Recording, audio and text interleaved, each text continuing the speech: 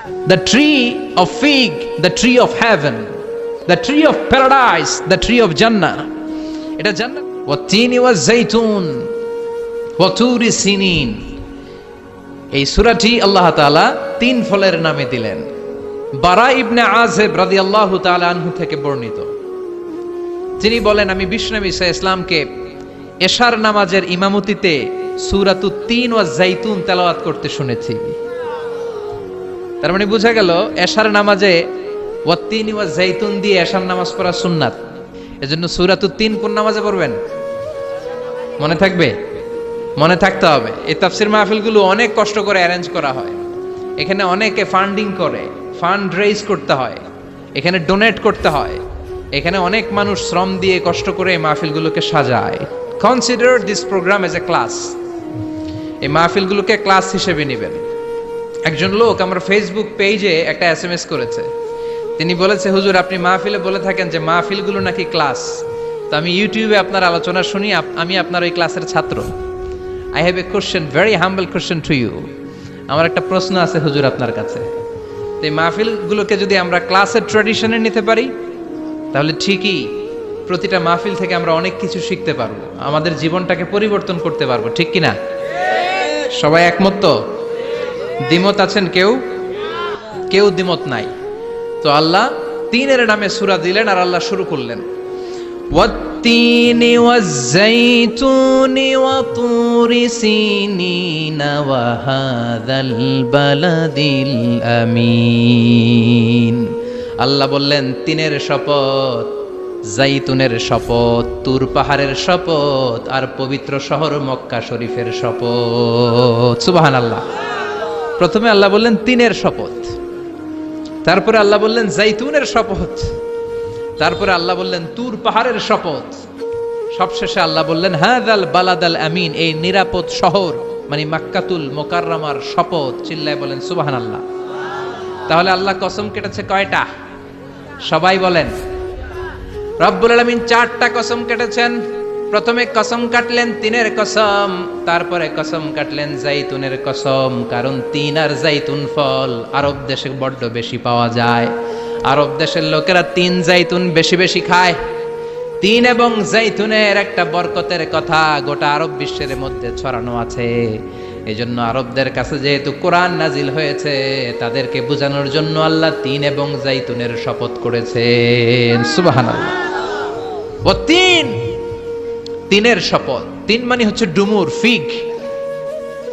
এই ডুমুর ফলের অনেক উপকারিতা আছে। ডায়াবেটিক্স এখন বাংলাদেশের জাতীয় রোগ। বাংলাদেশের জাতীয় রোগের নাম কি? ওই যে ডায়াবেটিক্স। ঘরে ঘরে ডায়াবেটিক্স। ডায়াবেটিক্স পেশেন্টের অভাব নাই। এই তিন ফল যারা খাবে, এই তিন ফল সিদ্ধ করে যারা এর সেদ্ধ করা পানি খাবে, এদের ডায়াবেটিক্সের রোগ হবে না। সুবহানাল্লাহ পড়েন। এই তিন ফল যারা খাবে, ডুমুর যারা খাবে, অনেক নারীদের ইররেগুলার পিরিয়ড হয়, মাসিকের টাইমিংটা ঠিকমতো হয় না। যারা তিন ফলের সিদ্ধ করা পানি খাবে, ওই নারীদের মাসিক টাইমলি হবে। সুবহানাল্লাহ পড়েন। তিন ফল খেলে শরীরে স্ট্রেংথ এন্ড স্ট্যামিনা হয়। আবার সাইয়েদনা আদমকে আল্লাহ বললেন, ওয়ালা তাকরাবা হাযিহিশ শাজারাতা ফাতাকুনা মিনাজ জালিমিন। সাইয়েদনা আদমকে আল্লাহ বললেন, আদম এই জান্নাতের মধ্যে ঘুরো, যা মনে চায় খাও, যেটা মনে চায় তুমি পান করো, খবরদার নিষিদ্ধ এই গাছের কাছে যাওয়া যাবে। জোরে বলেন, যাওয়া যাবে।